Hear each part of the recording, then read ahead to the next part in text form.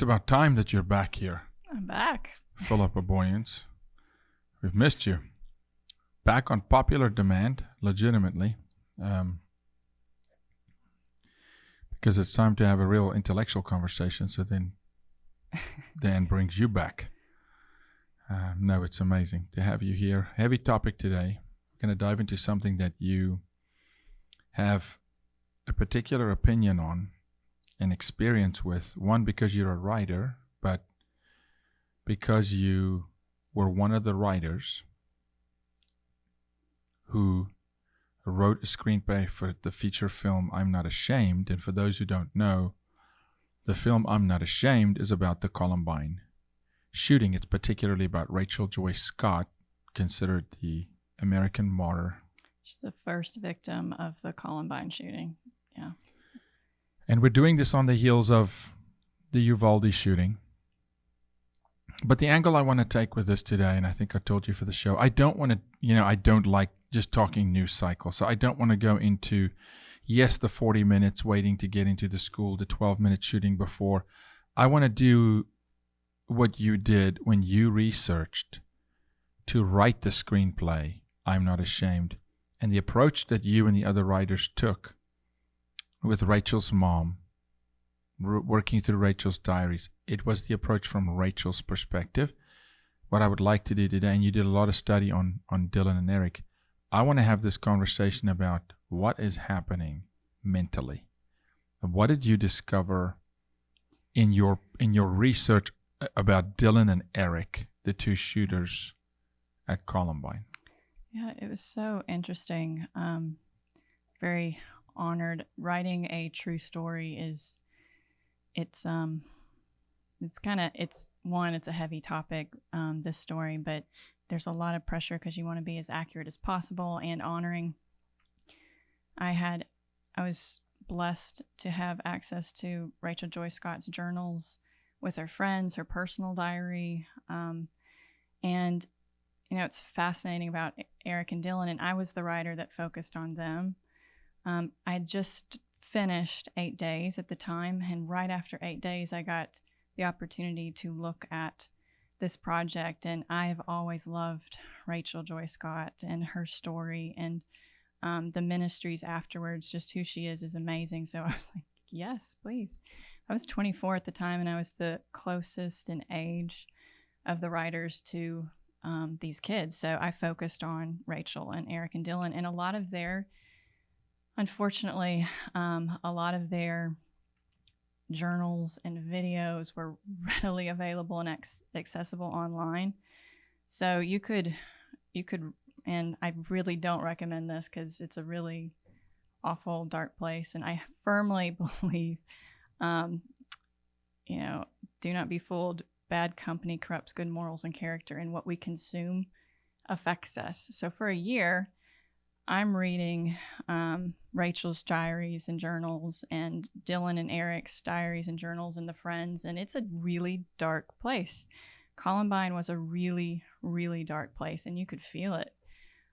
Rachel felt it. The boys, obviously. There was a lot of bullying involved. That's heavily documented. It's coming out, and we're still getting information about this shooting, but that this kid was also bullied. You're talking about the Mr. In Ramos in the Uvalde shooting, yes.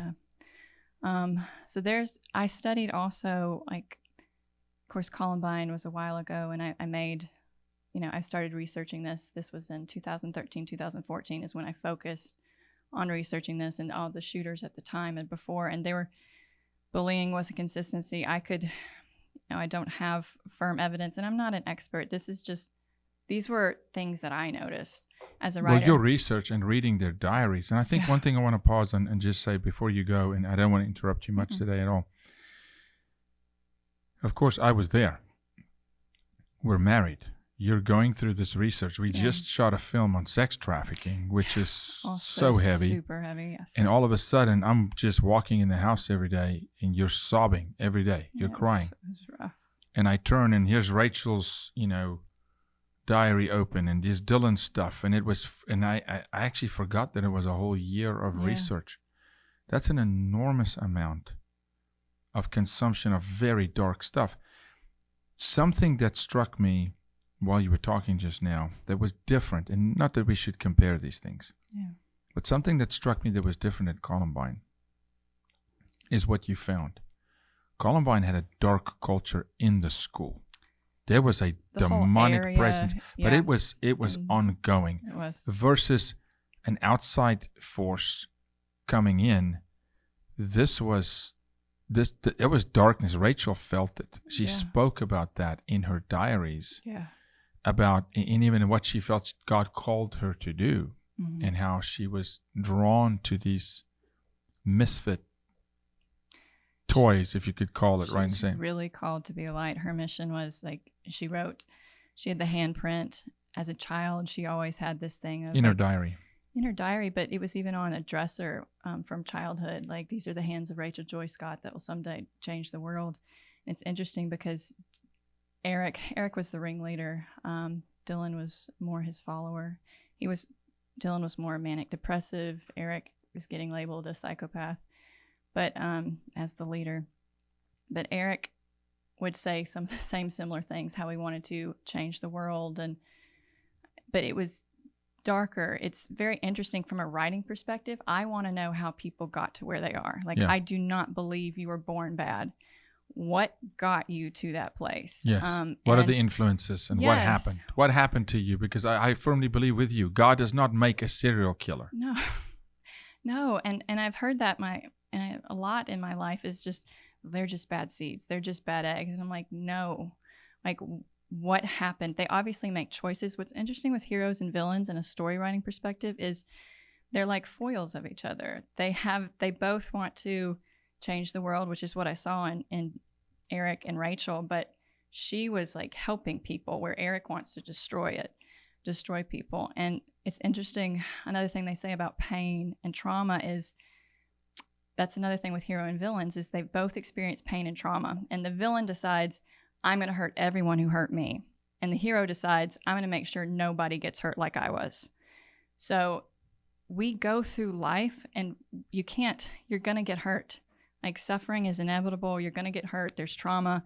And what do you do with it? So ultimately, you decide what happens to you. As a writer, I have this saying, every day is a blank page to write your story. Make it awesome. Every day you get a new opportunity, a new day. And every choice we make, every decision we make is who we become. Like, that influences who we become. And you have to have that vision. Who do you want to be? Today, we are missing so many things in our culture. We're missing purpose. We are missing belonging. And I think that's a consistent thing, as I saw with these shooters, is there is a core rejection. There's neglect. I could argue abuse in a lot. Not that I have firsthand account and knowledge, but a lot of their decisions and personality traits make me think of abuse. And maybe that was the bullying, which is documented in a lot of these cases. It could have been earlier as well, but those are some consistent things. I saw rejection from women was a high one too. That was for Dylan, right? Particularly. Both of them. And Eric. Yeah. They spoke, I remember, in their diaries, speaking of being rejected by girls. Yeah. And I learned from that. I talk about it a little bit in my book, Woman of Influence Arise. God's called you to be a woman of influence. Women have no idea the power they have. And when we reject people, it's not that you have to date anyone or affirm their bad choices, but I had some friends that in middle school, I was a homeschool kid. I was very shy. I was afraid of a lot of things and a lot of people. There were some middle school boys that I was just kind of afraid of in middle school. And they were, looking back, they weren't kind. They weren't respectful to women. They said crude things. They liked weapons, like all these kind of things, which now that I went through the Eric and Dylan thing and all these shooters, I'm like, these are some serious red flags.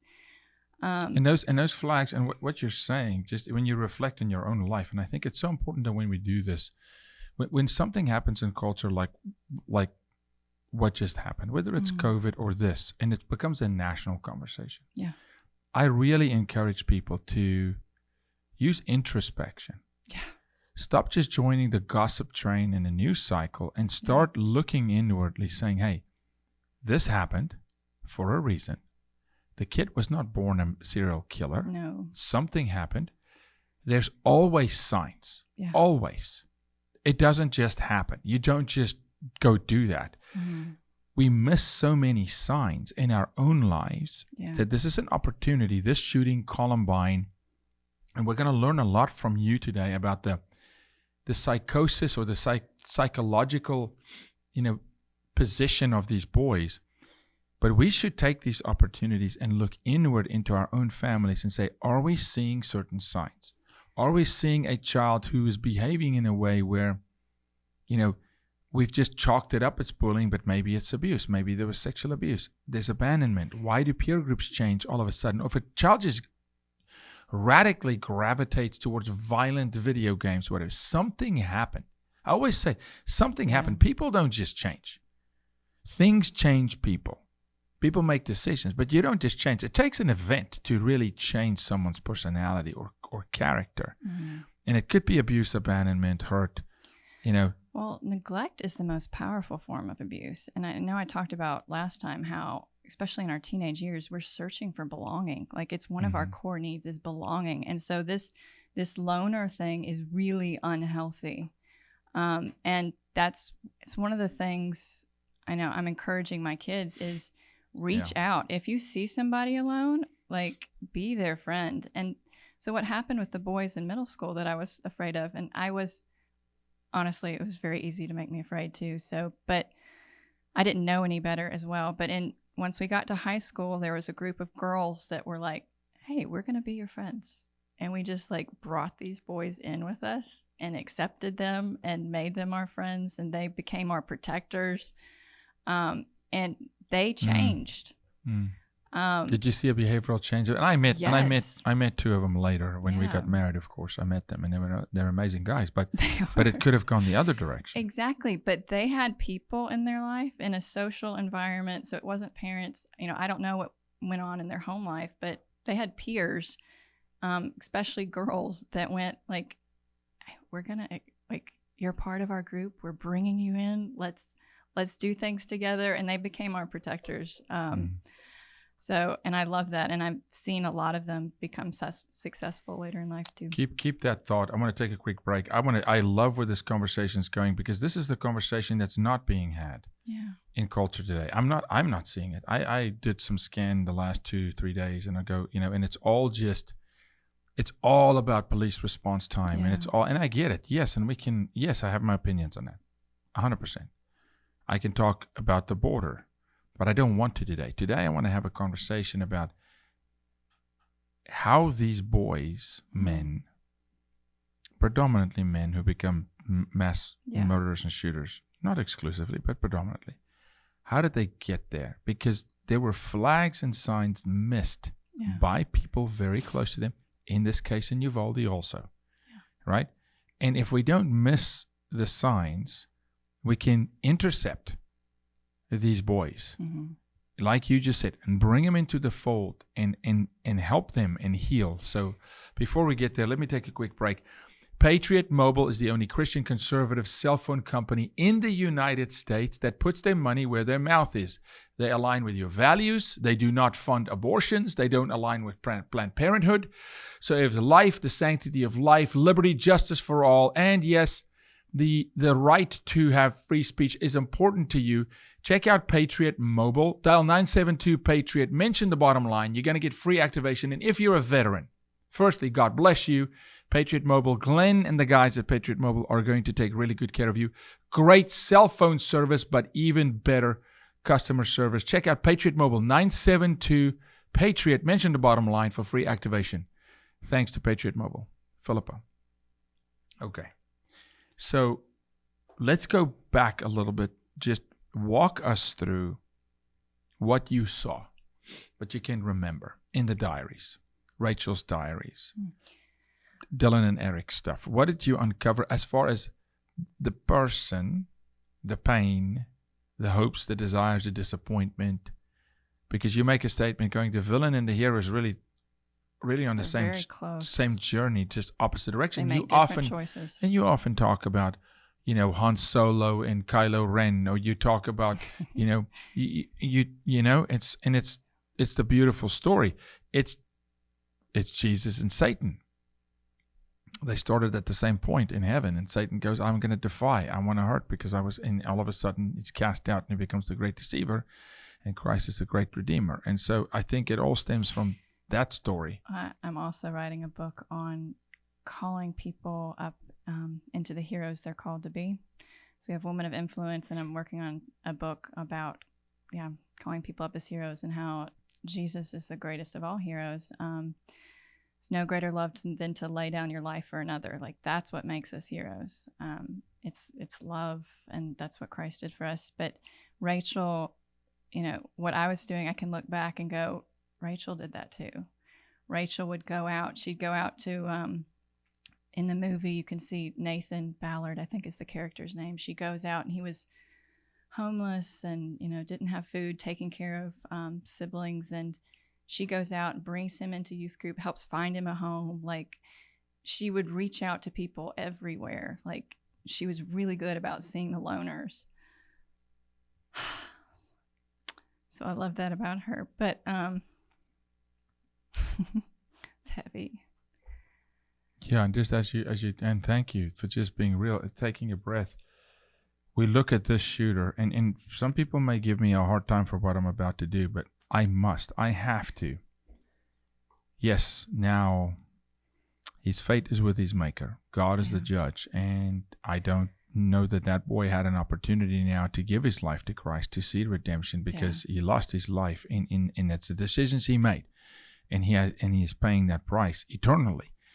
But we can intercept, like you just said about Rachel. We can actually step in and catch these boys earlier. Yeah, and I wish that would have happened with Eric and Dylan, because there were so many missed opportunities with them. Rachel tried, though. I think so. But you have to say yes, too. Like, something, I can hit on a lot of things. The bullying is extremely important to talk on. You can see with this recent Texas shooter and with Eric and Dylan, they were bullied, and then they start to become the bully. Mm-hmm. That is a very common pattern that happens. Hurt people. Yes, and you can even apply that to trafficking. A lot of pimps were victimized. Grew up in that. Over our numbers, over 80 to 90% of them had abuse. So it's a cycle, and like, people just want to blame the kids, but like, we have to stop bullying. It's a core value in our house. Like you do, there's the power of life and death is in the tongue. Our words are powerful. They create life and death. They impact us. So one of our house rules is you have to speak life over yourself and over your siblings and over everybody. It's very important. Just in a lighter moment this morning, and that's our house, combined house. And this morning, our 2.5-year-old, our 5-year-old says, I can't do it. And our 2.5, it's an exercise. We were exercising. It's a difficult exercise. She's only 5. And her sister's doing it. She's 7. And our 2.5-year-old looks at his sister and he goes, you can do it, Elira. And I go, okay, it's working. Speaking life is working. But this is, and it's honestly not that hard. It's not. It's not that hard to get these children when they're young and speak life over them. Yeah. I would be remiss, if I wouldn't ask myself what would happen if this boy, now, yes, maybe he was mentally deranged and maybe there was other things and chemical imbalance, whatever. But if earlier in that child's life was spoken over the child, was not bullied, or even if bullied, was intercepted, we can change the course of people's lives. But to do it, we have to be selfless. We have to open our eyes. Yeah. Be aware of our surroundings, pay attention to other people's needs more than our own, and then get really uncomfortable and go get involved. And this is Jesus. Leave 99 to find the lost one. And I would argue today in culture, hardly anybody is looking for not just the lost one that's not saved, the last one that's depressed, the last one that's in isolation, which I think is the most toxic thing for a human being, which is why COVID was a disaster. Yeah. We are not made to be in isolation as human beings. And for the listener today that's watching this, please, if you're isolating because of pain, you're in a dark pit. Yeah. And it's spiraling down. You cannot climb out of a dark pit when you're in isolation. No. It's not going to happen. No, and I would encourage you to, like, if you see bullying as a teacher or a peer or just anywhere, like, stop it. Like, you have power and authority. Stand up for other people too. Like, don't tolerate it in your office place. Don't tolerate it in your school. Don't tolerate it in your home. We have to end that. And bullying is not just physical or words. It could literally be abandonment. Neglect. Neglect is the worst. It's one of the worst forms. It's the orphan spirit. And, you know, there are parents that are present that aren't very present. Physically present that aren't very present. That can be a problem. I know with the Texas shooter, there was a divorce. COVID was a problem. The dad wasn't interacting, fear of germs, things like that. So, but there was an experiment done in Japan with rice, which I find fascinating. And what happened is they had 3 jars of rice, and they're speaking over these 3 jars of rice. One's the control. One, they're speaking life, like, you're beautiful, I love you, you're great, like just speaking life. And the 3rd jar of rice, they're speaking like harmful things. I hate you, you're ugly. And so guess which jar of rice rotted first? I know you not know this though. Tell the audience. The control, the one that was left completely alone, rotted first. And rice, and then the one that they spoke negative things to, but the positive one, like consistently, it would last like a week longer than the other jars of rice. And rice is made up of a lot of water. There's a lot of water involved in rice. And I think it's fascinating that our bodies are made up of a lot of water. 70+%. So, and water has life and it's living. There's a lot and it responds. It does. And there's an electrical current in the body and response. Look, we can get into this.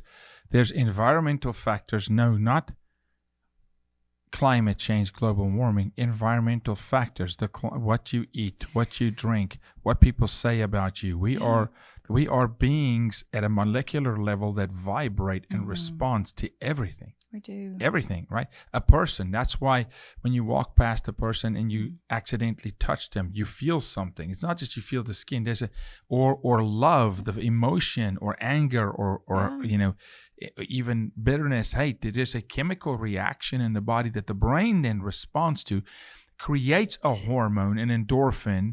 There's a trigger and a release. Now, if a child is neglected over time, and then there's abuse, and then there's abandonment through divorce, and then you sprinkle in a little bit of bad peer groups, and then you sprinkle in some violent TV games like Dylan and Scott.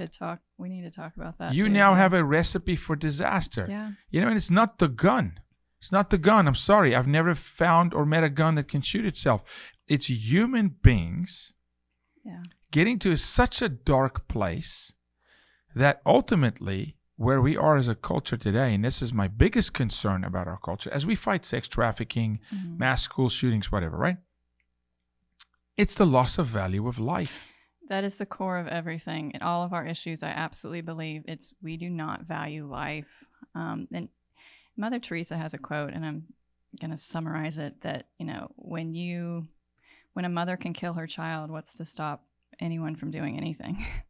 But it's racism, it's socialism, like social issues, it's even environmental issues. We do not value life. And pornography, all of that, like trafficking, when you don't value the person. Well, when you don't value life, you've literally, you've a simple illustration. I'll just make it real simple. I love to talk football, but here's a notepad. And if I'm saying I'm going to write on the paper, there's 4 corners to this, and there's a boundary. And the second there's now I'm writing on the table. And what am I saying? Is if you don't have structure and boundaries in life as to value life, what constitutes, hey, we need, something is taboo, something is off the page. Some things cross the line. Yeah. We have just erased the lines. There's no lines in society anymore about just respect and morality and honor. Yeah. And then if you don't value life, well, forget about how are we going to defend a 12-year-old against a sex trafficker if life has no value. Yeah. This is why they're now trying to justify all these things. And to the person that is the mass shooter, there's no value of life. Yeah. There's no consequence. There's no consideration of this is someone else's child, daughter, son.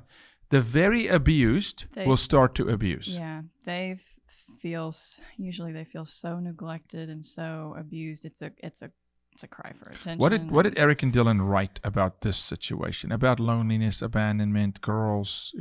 What did you find in their writings? Well, they got very angry, and they made a plan to take revenge. So that's what they did with their trauma. And they got angry, and it was premeditated, and it's always premeditated. The thing about Columbine too is it could have been a lot worse. They were the most well armed of anybody. They were 17 too, so they had people buy guns for them. They also learned how to make bombs, which thankfully did not go off the way they wanted to go. But they had an arsenal. And it was 2 shooters, which is very unusual side by side. Well, very unusual. All the others a loner. These were 2 shooters side by side. But yeah. In their own school, not outcast, but not out of school. They were still students at this school. This individual was not, and so they talked about Rachel, particularly targeting Rachel. Right? Yeah, I think at one point she was on the list. There's a lot of theories on that. She was outside. She was the first person shot. She was sitting with a guy named Richard, and Richard said immediately when he came to, he was injured, but he survived. He said they held a gun to her head and said, "Do you believe in God?" And she says, "I do."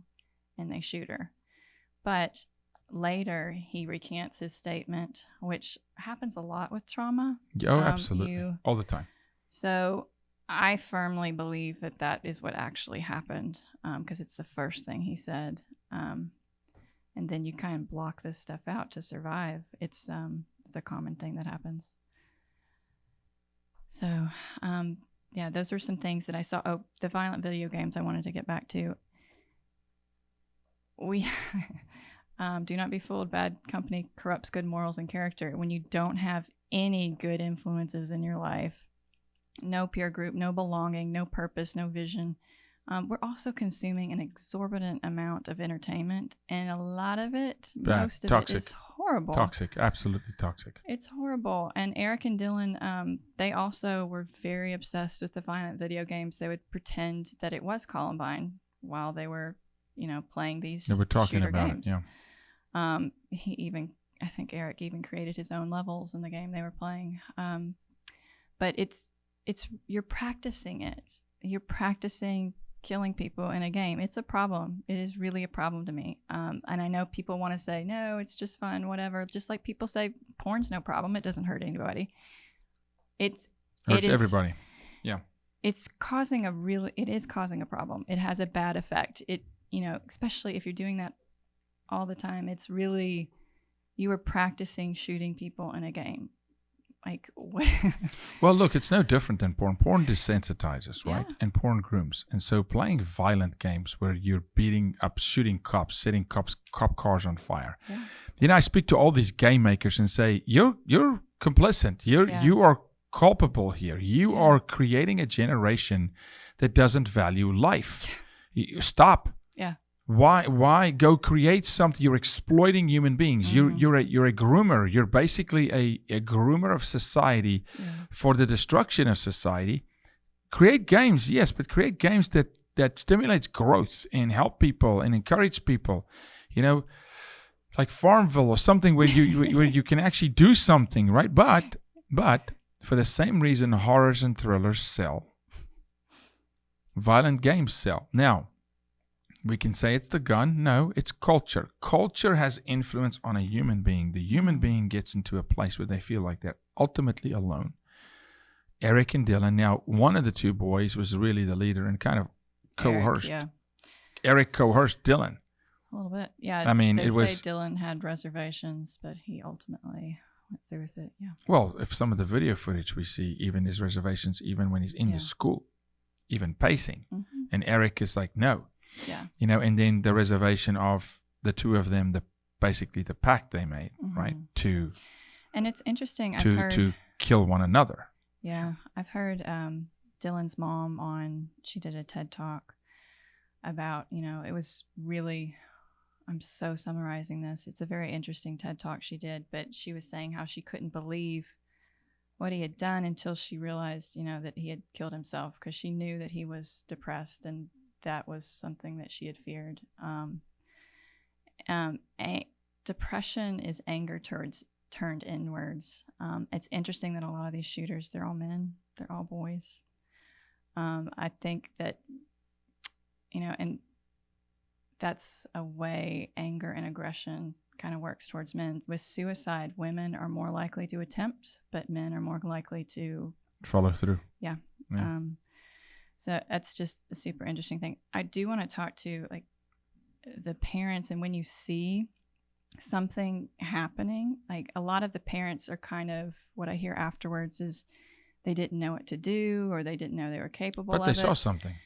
They usually see something. They may not know what they're seeing. This is why people say, Jaco, I don't ever see trafficking. No, you see it. You just don't know what you're seeing. Yeah. If I didn't teach you that this is a bottle of water, you would look at it and you wouldn't know what you're looking at. But once I tell you this is a bottle of water, it's made out of plastic, it's recycled, now you know. Yeah. And so that's why hindsight's 20/20. When they look back, they go, oh, no, yes, I saw that. Yeah.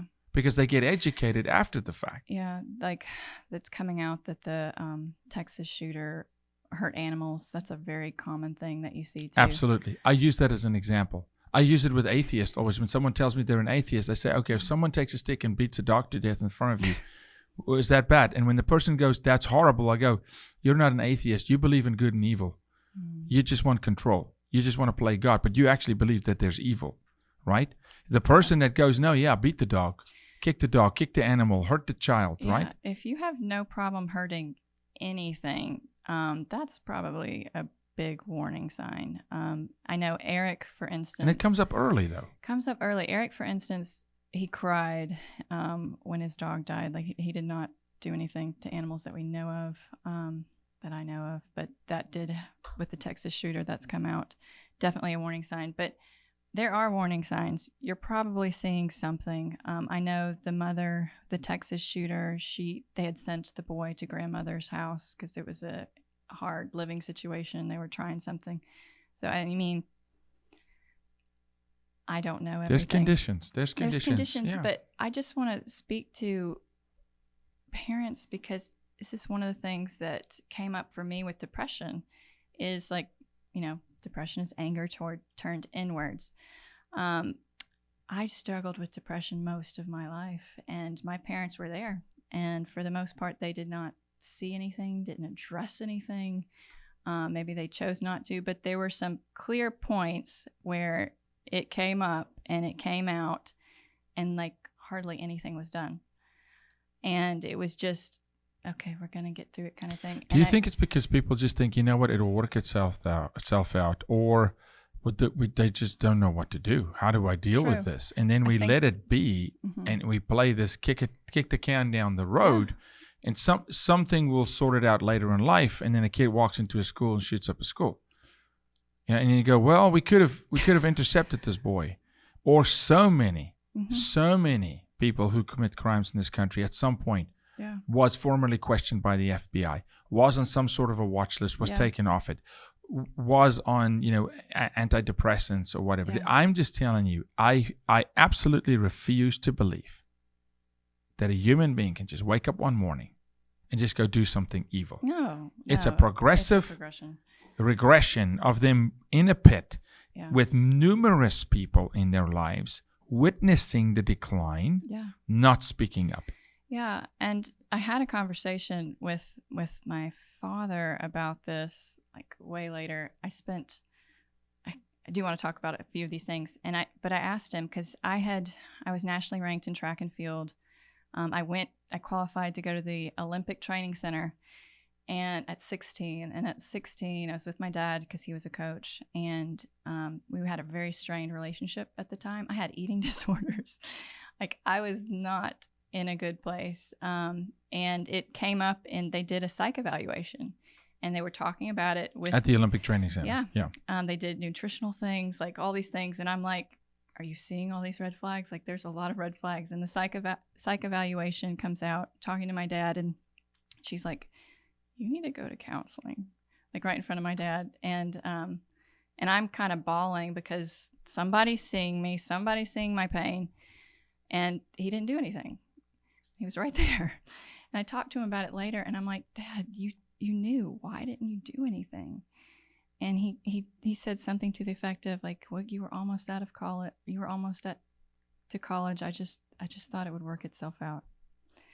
Yeah, and look, I'll say this, right? And not in you have, and he's my father-in-law, the most unbelievable dad. I was raised without a dad. So that is another level of dysfunction, which in this case also, we don't know as fathers. We don't. There's nobody takes fathers in America. It's probably the most abandoned culture when it comes to passing the torch, rites of passage for young boys, stewardship of men over young boys, helping young boys working through trial. They're just left alone. American men are absolutely left alone unless there's a father, Dan Funk, in the room, because he had a different example and he lived a different lifestyle and he made a lot of mistakes. And when he became a father who adopted.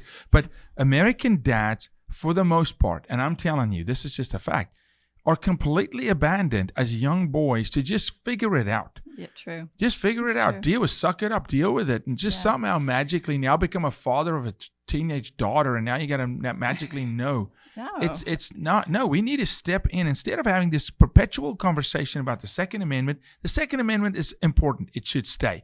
Yeah. We have to have the right to bear arms. We have to have the right to protect our families. Mm-hmm. It's a non-conversation. Yeah. The issue is not that. The issue is mental health, the abandonment of young boys, the fatherlessness generation in this country. And it's somehow magically a boy just got to suck it up, get abandoned by girls, and now he's just got to be a good guy when he turns 21. Graduate out of high school, all of a sudden, just magically, ping, he's now a good guy. No, he's not going to be a good guy. True. He's going to be an abuser. Hopefully, he's not a shooter, shooting somebody, but he's going to abuse women, abandon his family. He's going to rape. He's going to buy sex from children. But it's the whole time heals all wounds is a lie. Absolute lie from the pit of hell. It's a lie. So it creates isolation. When you're seeing these things, don't just kick it down the road. Get in there and help and work, and it ultimately. Well, also ask for help. Ask for help. Because I would ask you, I mean, how do you think you asked for help? Maybe you didn't just blatantly walk into the kitchen and say, "Hey guys, I'm super depressed. I need help." Because you're in that environment, you can't. I had a very performance-driven family, and in my environment, like, it wasn't okay. I got the messaging as a sensitive kid. It wasn't okay to cry. It wasn't okay to complain. So creating a safe environment for your kids to talk to you and not speak down to them and criticize them gives them the opportunity to talk to you. But when you do hear or see those things, like, get in there. Don't avoid it. Don't kick it down the road, because time does not heal all wounds. It's an intentional thing for healing. And like, I was suicidal. It's really just Jesus that I'm here, honestly. But I met you, we got married, and about 3 years, what really helped for me is we were at least 2 years into our marriage. You had your wrestle with God moment and encounter. But before that, I had been in bed for 3 days. Like, I could not get out of bed. I was at my rock bottom. I was trying to get up and do it by myself, and I just couldn't do it anymore. And you had your wrestle with God encounter. And something that I think is interesting to point out is sometimes your breakthrough is the key to other people's breakthrough. Your breakthrough, you're leading them. It just breaks through for other people too. Yeah. I want to identify a couple things. Mm-hmm. Couple things. Your personality type, you internalize everything. I don't. So if I'm upset, you know it. Yeah. If I'm frustrated, you know it. Yeah. If someone were to bully me, there was a bully in my life. And then my grandpa said, I'm going to beat you if you don't beat him. And then I learned a lesson. You smash a bully. And just since then, I just smash bullies. And so not always physically, but you stand up and you fight back. But not everybody can do that. Not everybody's called to. Their personality does not allow them to do that. They internalize. I had breakfast with a guy yesterday morning. He's not going to go smash a bully. He's going to take it personal, internalize, probably withdraw, isolate. And then a bully really has power. So I want to say this. Your personality was not a personality that would walk out boldly into the kitchen and go, listen, guys, you're missing the point. I'm depressed. So in fairness to your parents. True. No. So in fairness to your parents, that was not going to happen. But knowing that, this is my encouragement to parents. Get to know your children. Yeah. Know their differences. Know their disposition. Know how they charge and not. They're not the same. You can't treat them the same. Golly, I learn that every day. Create an environment proactively as a father, as the head of the household. Sit at the dinner table and literally look your child in the eye and say, I feel there are things on your heart that you're not sharing with me, that you want help, and we want to help you. We may not know how, but this is a safe space. This is an environment. Yeah. But now we're looking at familial trafficking, parents trafficking their own children. Yeah. We look at children watching parents, hearing parents talk about, abortion should be normal. The child goes, well, if they don't care about the baby, the child hears and consumes everything. Yeah. So everything we say around our children sends them a signal. To you, the signal was, be quiet. Yeah. Shut up. Whether that was intended or not, that was the signal. That's what I received, we have a responsibility as parents. We can't be perfect. Jesus was perfect. We're not. We're in refinement. But we can, societally, set an example for our children that you can ask for help without being ostracized. Now, there's the outlier. Well, if the parent's the abuser, the child's not going to ask for help. Of course not. Huge problem, yeah. Then teachers, community. We need safe adults. Everybody that has an access to a child should send the child the same message. Soccer coach, because if the dad's the abuser and the soccer coach is not, soccer coach can be trusted. If everybody in this country start investing in children and saying, if you're hurting, speak up. Yeah. Tell somebody. These are the kids I'm in charge of. Like, if you have children, God has given you a mandate, like stewardship of these kids. I will say, an amazing testimony I had. Naturally, I don't like speaking. I don't ever seek that out, but it's given the opportunity to speak, and my heart is for kids to know that there's a reason and a purpose they're here, because I don't want kids to go through what I did. I'm choosing the hero route. I'm not going to be the villain. I'm going to choose the hero route. So there was a girl, I think she was 14 at the time, heavily bullied, suicidal. Her mom's there. Her mom's supporting her. Her mom's at a loss. Like, it's not the mom, but like the girl had to shut down multiple social media accounts because she was just getting targeted over and over in cyberbullying, even when she was away from school. And so she comes to one of my seminars, and I think I said a lot of things, but the one that stuck with her was, the moment you're conceived, God decided the world could no longer live without you. And she just got it. She just decided, okay, I'm here for a reason. I'm here for a reason. And I'm going to do something about it. And so she started, it's an emotional day for me. That's good. Yeah, no, this topic, this subject matter,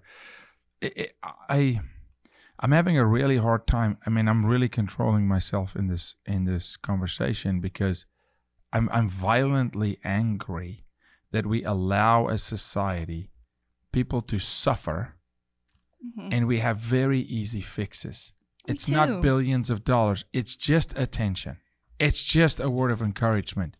It's just some time. So this girl decided, even though she had been bullied so much, she decided she's going to start, as a middle school, high schooler, she started organizations to help other girls in royalty, and she continued it through college. She's still doing it.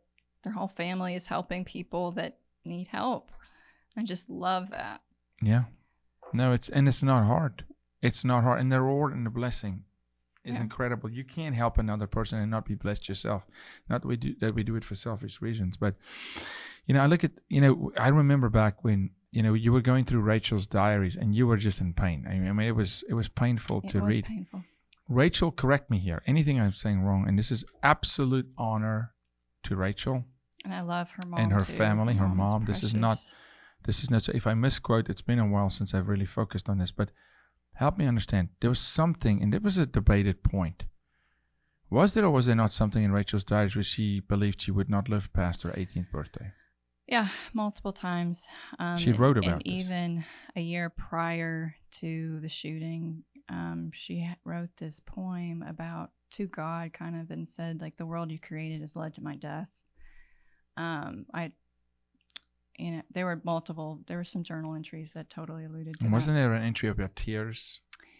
The day Columbine happened, she drew the shooting. She drew a rose and it had 13 tears on it. There were 13 victims. Prior to the shooting. Yeah. Yeah. Look,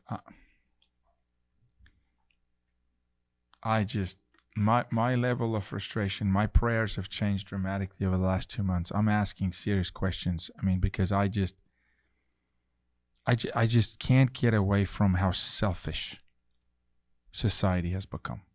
Yeah. How absolutely disgustingly selfish people have become, that they would not value a child and even engage in a conversation whether a child in the womb matters. Let a boy be completely abandoned. And yes, he went and he shot 21 people, and he's responsible. He chose that. And trust me, there's eternal fire. There's eternal hell. I'm sorry to say it. You serve the God of light or darkness, but we can intercept. The boys like him, that's 5 years old today, 7 years old today, sexually molested by a father. Somebody step in, get uncomfortable. Yeah, it's uncomfortable. You're going to go and through go the mud. do the work and bless a life culturally. And it can't just be one dad. It has to become a norm. And we go, Jaco, that's an ideal. No, you know what? If we don't talk about this, then nobody will, and they won't do it. And if it saves one life, that's Christ-like. Then it saves a life. Well, your influence is it's a ripple effect. And that's why the whole Arise, Woman of Influence, you're called to be a woman of influence, was such an important message to me, because in my state and the stuff I dealt with, I thought I had no impact, no influence at all. Like, I didn't matter. Those were the lies I believed. But the message of the thing, I helped Katie Walker write it, is it just opened my eyes to every day what I do and say matters. It affects people, even if I'm not physically interacting with them. My presence and the attitude I'm carrying affects people, and it ripples. So you affect one person, they're going to affect their circle. It's just how it works. So we have to be super intentional and aware of just what we say and do, what we think matters. And it affects every person we interact with, and they in turn interact and affect other people around us. So, I just, for the person who's depressed, who's suicidal, who actually is planning on having revenge on somebody, I'm just saying today, stop for a second, ask for help. You don't have to choose darkness. You don't have to choose the villain route. Be a villain. And we're glorifying villains. In all Hollywood. Hollywood, you disgust me with how you glorify villains. How you make it attractive. And the villain is somebody to fall in love with. No, you don't fall in love with the villain. You go rescue the villain. The Bane character. Thanos. People, it's the power. It's absolute nonsense how culture has become a glorifying mechanism of things evil. Yeah. Evil is evil. Where evil is present, people die. People get hurt. People are abandoned. I would tell you there's not a single person that threw a rock or a brick through a window during the George Floyd craziness and BLM that's not a broken, hurt person. It was just a reason to. Yeah. It was a reason to let it come out. It was a reason to let it come out without being personally exposed, saying, I need help, I'm broken.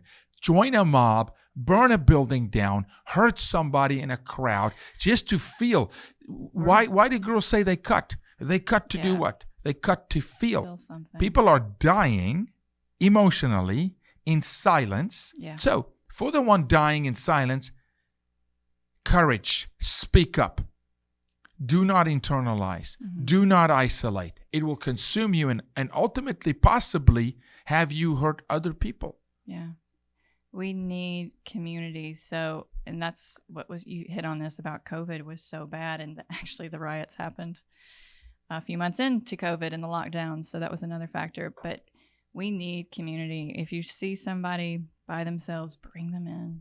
Have, if what I did with my friends in high school, we had multiple girls. It was a group. It wasn't just, by myself, lone thing. But it's very, very important. We need community. We need to rally around people. Well, it gave them purpose. Those boys, and I met them. I met 2 of them, right? And they were oddballs.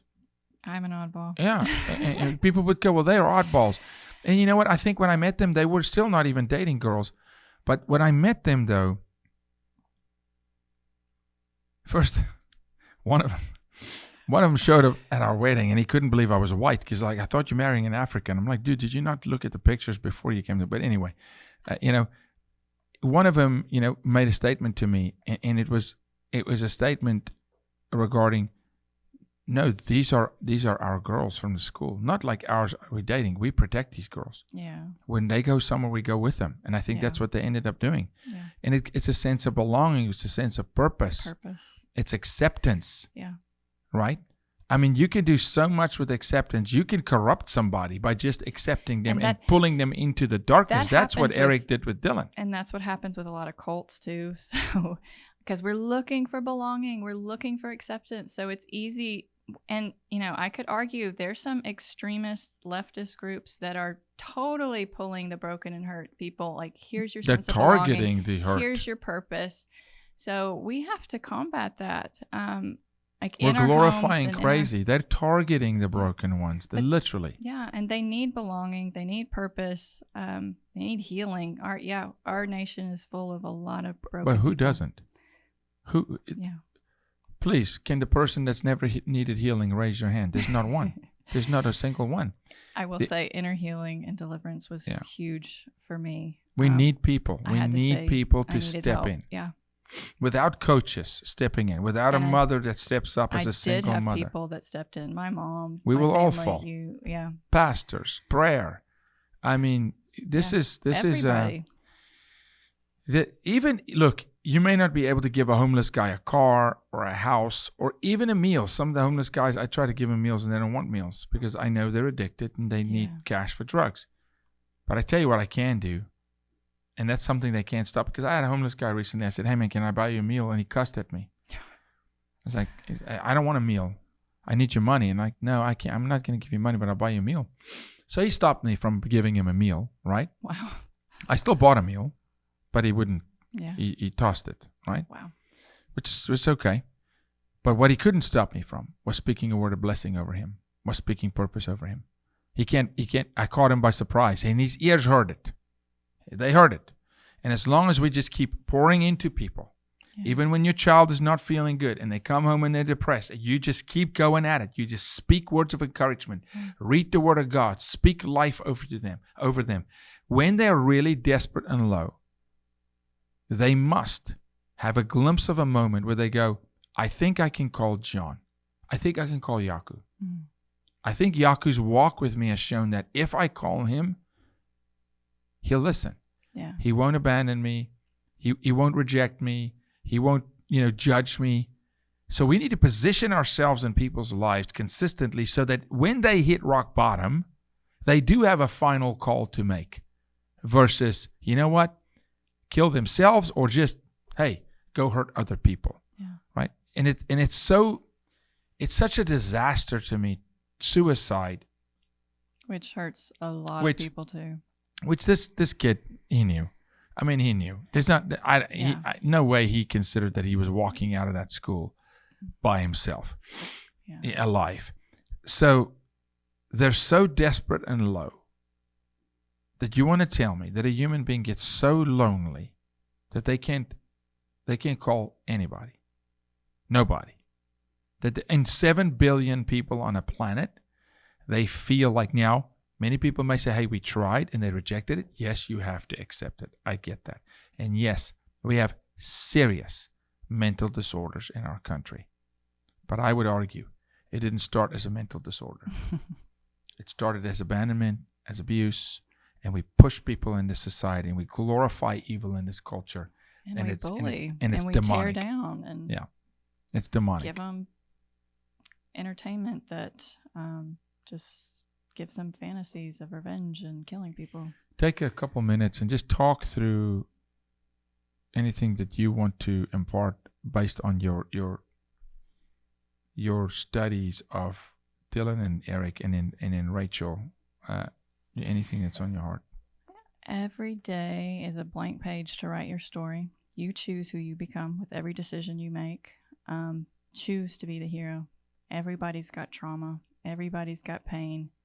Get up, help people. We need purpose. Mm-hmm. Everybody needs that. Without vision, people perish.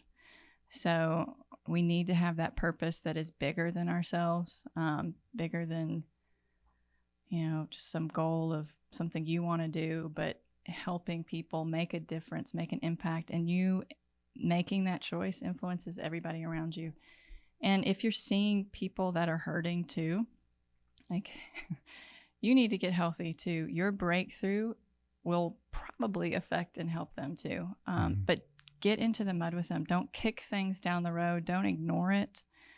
Time does not heal wounds. You have to be intentional with your healing, or wounds just fester and get worse. I want to encourage dads to talk to other dads, ask for help, ask for advice. You're not a weak man when you need advice. We always say, kids in school sometimes they don't want to ask a question because they think if they ask a question that it makes them look dumb. No, there's no dumb question. Ask. I ask a lot of questions. Ask the question. So dads, reach out to other dads. Mm-hmm. Dive into it. Find help. And please, people, if you're depressed or lonely or suicidal, ask help, speak up, find the trusted source and figure. And please, let's pay attention to our children and finding the little signs and little corrections early. Speaking truth with Satan, speaking a lie. Where there's abandonment, we can fix it. God can heal it's never too late. Never, until it's too late. Until the kid shoots up a school and loses his life. Now, it's for that person, it's too late. So let's make sure it's not too late for a lot of people. And then for the fathers, your dad, and even my dad was not there in my life. Dads, we need help. We don't have the blueprint. There is no blueprint. We haven't figured it out. We need impartation. We need each other. And we need to rebuild a culture that honors life, absolutely values life. Put life as the most sacred thing on earth, more than water or oxygen. Life has value. Life is sacred. God creates so that innocent kids don't lose their lives prematurely because of the abandonment of one person. It's a disaster. It's horrifying. There's a ton we can say about it. I encourage people to watch Columbine. Watch the movie Columbine. It's called I'm Not Ashamed. I'm Not Ashamed, sorry. The story about Columbine. The movie is titled I Am Not Ashamed, and it's a movie kind of through the eyes of Rachel Joyce Carr. Yeah, it's inspired by her life, her journals. Watch the film. The writers were amazing. And then go to our website. There's so many resources on our website that can help you, whether it's depression, suicide, abuse, whatever that is. And it's not all. So we've aggregated all ours. We've aggregated some of the best resources we can find, and we continue to do so just to help people. And I would say this. I want to close with this. The lonely, the hurt seems to find themselves without purpose. But if you make a decision, no matter how hurt you are, just to help other people, all of a sudden you have purpose. It does help immensely. All of a sudden, you literally walk out of a pit because you now look at others and go, well, wait a minute, my situation is bad, but there's worse. It's choosing to be a hero. Not that it's a competition, but to choose to go help others. And in the process, I have found the best way to learn is to teach. Yeah. Go do it. Go help someone else. And there's healing that happens internally. Philippa, where can people find your work. What's your we'll throw it on the screen as well, but your Twitter and Instagram handles. I am not on Twitter because it felt like a bullying platform That's to right. me. That's right. I forgot. Instagram. I am on Instagram and Facebook, Philippa A. Booyens. The book that is out is called Arise. You're Called to Be a Woman of Influence. It's written to women. Got some more books and projects coming out too. So. Check out Arise, the book. It's for women of influence, calling you up to be a woman of influence. Check out I Am Not Ashamed, the movie. Yeah.